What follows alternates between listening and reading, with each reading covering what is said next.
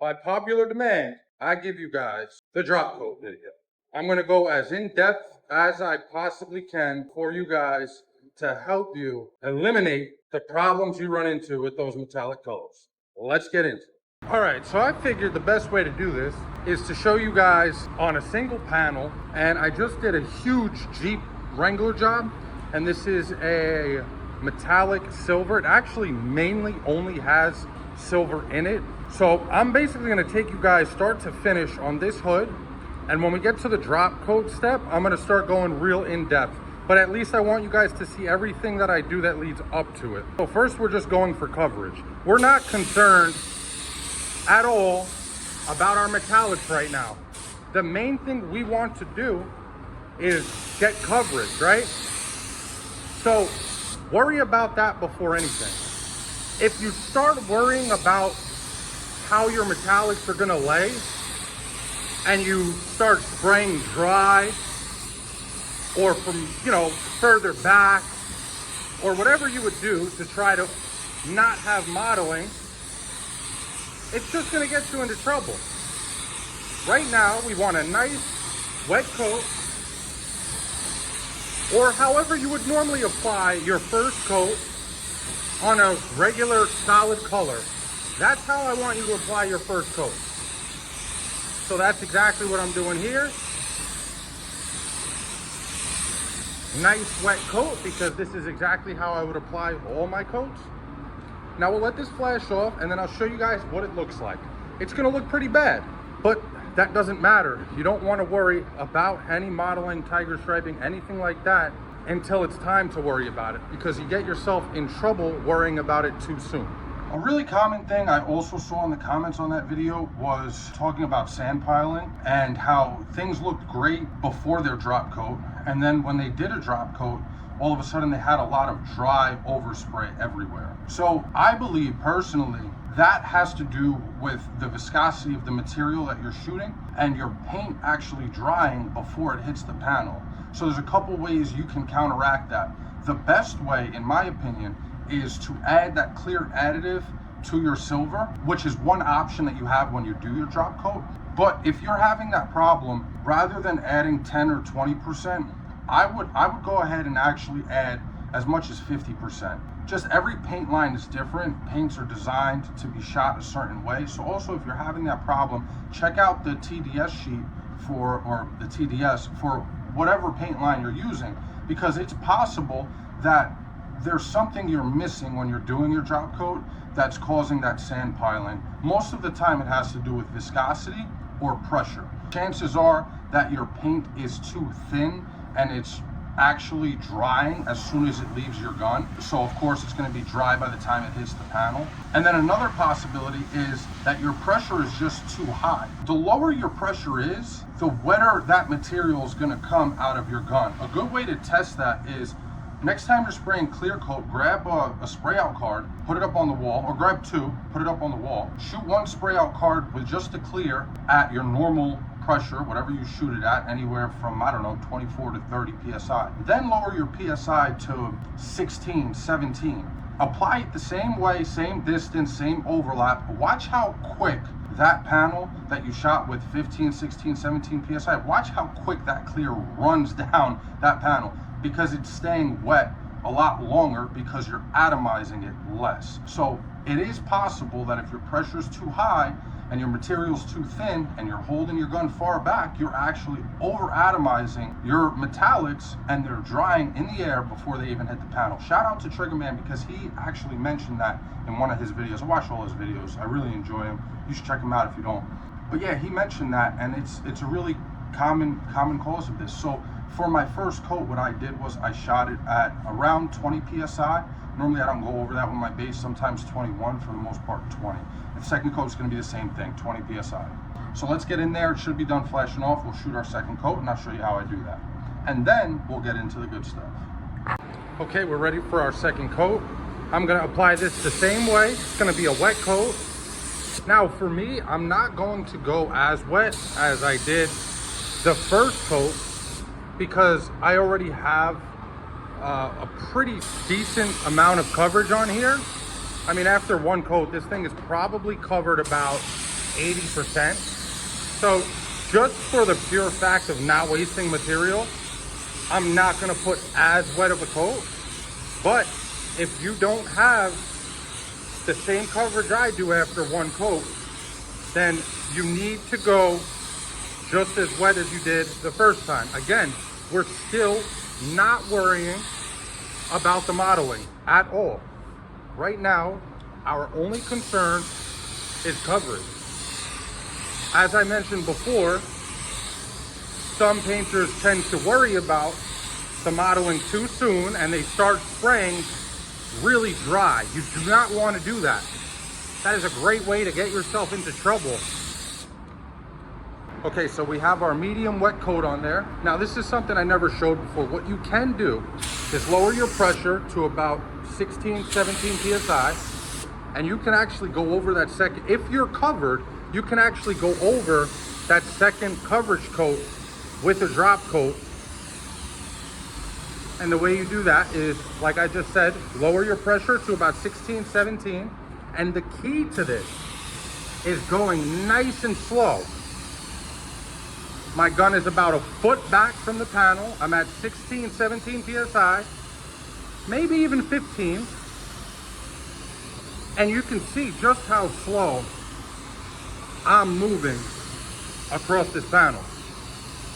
And I'm overlapping about 70% on each pass. You want a heavy overlap when you do this. On some colors, I even do a 95% overlap. Essentially what you're doing is you're using your second coverage coat as a wet bed for your drop coat. When this flashes off, chances are it's gonna be about 90% perfect. We might still see a little bit of modeling in it, but either way, I'm gonna show you guys what you can do when you do a drop coat, not just how to do a drop coat, to really help make that drop coat as effective as possible. So let's let this flash off. We're gonna go in the paint room. I'm gonna explain a couple things to you guys, give you a couple options, tell you what I'm doing, what I normally do, and what I prefer to do, and why that is. And then we'll come back in here and we'll focus on the application of the drop coat. Now, when you're doing your drop coat, you have two options. You can either over reduce your silver, which is going to help it stay wetter for longer. Now, I know what I said before is if your material was too thin and you're doing a drop coat, it's drying before it hits the panel because you're over atomizing it. It sounds counterintuitive when I tell you to over reduce because you're essentially thinning the material. But the problem I was referring to is the combination of material being too thin and pressure being too high. That's really the issue, is the combination of the two. If you have your pressure dialed in, one effective way to do a drop coat is to over reduce your metallic color by 10 to 15%. That's going to help the material stay wetter for longer and allow the metallics to flow out evenly once they land on the panel. Another thing that you can do is you can use a slow reducer. Personally, I've never done that. I've always used a medium reducer, but it's another thing that you can add to your arsenal. In addition to over reducing, you can use a slower reducer. Now, the other option you have is to actually add a clear additive. I generally add 10 to 20%, and then I reduce whatever I added by another 20 to 30%. So if I add, say, 10 grams of my clear additive, then I'll reduce that by 3 grams. So you can't forget to do that. If you're having a problem with sand piling, this is the route I would recommend you to take. Use that clear additive because it's very thick and it's purposely designed to help the paint stay wetter for longer in the time between it leaves the gun and hits the panel. What it does is it suspends the metallics above the panel. So as that clear base dries, the metallics settle on it and they flow out very evenly. Adds volume to the paint as well because it's very thick. Generally, any binder, any clear additive, any clear base, it's generally a very thick tint. You want it to be nice and thick because that's gonna help your metallics have something to settle on top of and flow out in the time that it takes that carrier, for lack of a better term, to dry. In some extreme cases, if you're having that problem with sand piling, what you can do is actually go up to 50% on that clear additive And that's really gonna make sure that your material stays wet between the time it leaves your gun and hits the panel. But really, sand piling has a lot to do with your pressure being too high. That, and then combination with such a thin material, which metallics generally tend to be. So what I'm gonna do now is I'm going to add 20% to my metallic, and then I'm gonna reduce that, like I said, by 30%. Then we're gonna go back in the booth, and I'm gonna show you guys the application. I'm gonna try to go as in-depth as I can in terms of pressure, distance, speed, angle of the gun to the panel, the whole nine. So first thing is, you want your pressure 3 to 5 PSI lower than you shoot your coverage coats. The next thing you want to make sure of, once your pressure is correct, you want your fan wide open, as long as you're not doing a blend. The last two things are your distance. So when I do my drop coat, I'm 8 to 12 inches away from my panel. And the last thing is your speed. You need to move extremely slow, because you want to give the metallics time to overlap one another. I'm going to try to show you guys exactly what the panel should look like after your wet bed. And the final thing is, always be perpendicular to your panel. So if I'm shooting a panel that's up and down, my gun needs to be like this, not like this, not like this. You want even coverage.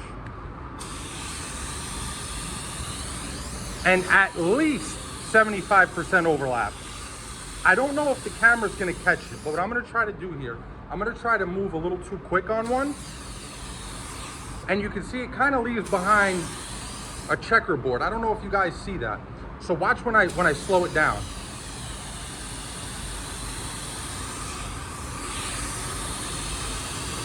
It leaves a more even pattern. You're not really gonna see it now because that checkerboard that I just left is still wet. So I'll try to do it on top here for you.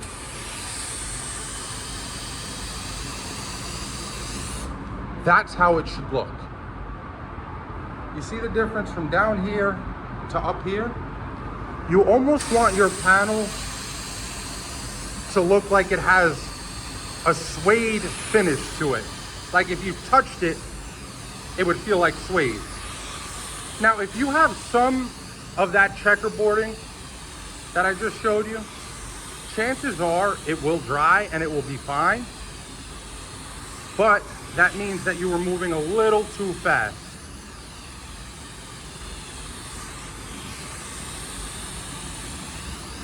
I can show this to you with a darker metallic color also, which I will do. Not in this video, but in another video.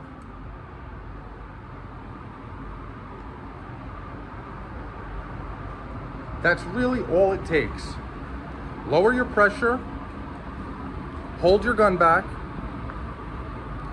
over reduce or add your clear additive, move very slow, and stay perfectly perpendicular to your panel. So I'm gonna let this flash off and then I'll show you guys how it looks. So our panel's almost done flashing off. Two things I wanted to mention that I forgot. One is, when you do your drop coat, you can go side to side and then you can go up and down as well. And then check it with your light like we're going to. Give it twice as much time to dry. And then the last thing is applying that first coat of clear a certain way. Okay, here's how our metallics should look before we put clear on them. But there's one more thing we have to make sure of before we clear this thing. I'll show you what that is right now. You also want to make sure that it feels smooth. Now for me, I never do this. I really don't like to do this, but you'll take your tack rag and just listen. It should not sound rough. You should not be picking anything up. As a matter of fact, let me flip to a clean side to show you guys that. Okay, I have a decently clean side here. You can see we are not picking anything up on our tack rag at all, and it feels and sounds smooth. You absolutely want to make sure that your metallic is dry before you touch it. All right, let's clear this thing. Now, if your metallics look correct and feel smooth and you're still getting mottling, the only possible thing that could be happening is that your clear coat is actually affecting the position of your metallics. So the way to counteract that is to put a tack coat of clear coat. Essentially, you would apply it the same way you apply a drop coat, except you leave your pressure the same. Hold our gun nice and far back and go nice and slow.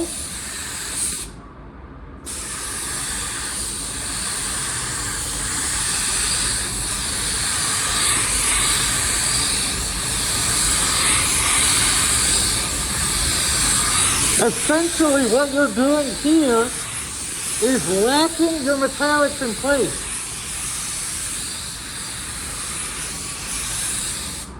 And now you'll give that half of your normal flash off time before coming back and putting a wet coat on it. It's been 5 minutes, I'm back. Now we're gonna throw our first coat on how we normally would, nice and wet.